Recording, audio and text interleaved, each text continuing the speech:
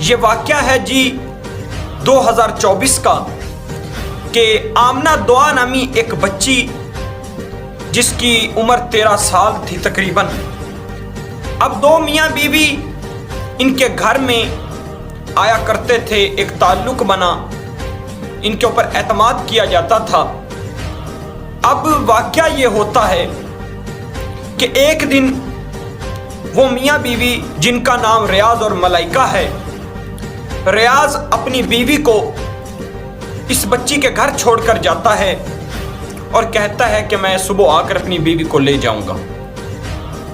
رات کو جب یہ سوتے ہیں تو صبح ان کی فیملی کے کچھ لوگ آتے ہیں، خاندان کے، جو آ کے ان کو اٹھاتے ہیں تقریباً 10-11 بجے کے قریب۔ جب یہ اس بچی کے متاثرہ بچی کے جو فیملی ہے وہ صبح اٹھتی ہے تو معلوم ہوتا ہے کہ نہ ہی تو ملائکہ نامی خاتون موجود ہے اور نہ ہی ہماری بیٹی موجود ہے۔ جانچ پڑتال شروع کر دیتے ہیں تو معلوم ہوتا ہے کہ کیری ڈبے کے اندر اس کی جو بیٹی ہے، جو متاثرہ بچی ہے، اس کو بھی لے کر جا رہے تھے۔ ایک مرد تھا اور ایک خاتون تھی۔ یہ وہی میاں بیوی تھے جنہیں قابل اعتماد سمجھا جاتا تھا۔ اب یہاں سے اغوا کر کے یہ منڈی یزمان کے اندر ایک درندہ نما انسان، انتہائی بدماش انسان جس کا نام عبدالجبار ہے، جعلی نکاح کر کے وہاں پر 3 دن تک بچی کے ساتھ یہ زیادتی کرتا ہے، مسلسل اپنی درندگی کا نشانہ بناتا ہے۔ بچی وہاں سے،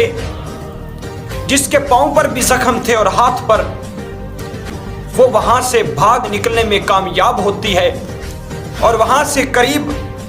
اسلم سندھی نامی ایک شخص ہے، اس کے ڈیرے پر پہنچتی ہے جو ان کو پناہ دیتا ہے، اور وہ بچی کے جو گھر والے ہیں ان سے رابطہ کرتا ہے، بچی سے انفارمیشن لے کر، جو دعا نامی بچی ہے متاثرہ۔ اب اس پہ جو فیملی ہے وہ تھانہ ڈونگا بونگا کے جو SHO ہیں ان سے بات کرتی ہے، اپنے متعلقہ تھانے اور قلعہ دراوڑ کی جو پولیس ہے وہ وہاں سے ملتی ہے اور اس اسلم نامی جو شخص ہے اس کے ڈیرے پر پہنچ جاتے ہیں، جہاں سے اس بچی کو بازیاب کرایا جاتا ہے۔ جب بچی واپس آتی ہے تو 164 کے بیان ہوتے ہیں اور اس کے اندر وہ بچی اسی طرح ہی بتاتی ہے کہ 3 دن تک یہ درندہ نما انسان مجھے درندگی کا نشانہ بناتا رہا۔ اب تقریباً 28 سال کے بعد اس عبدالجبار نامی ملزم کو گرفتار کیا جاتا ہے، جو کہ سیشن کورٹ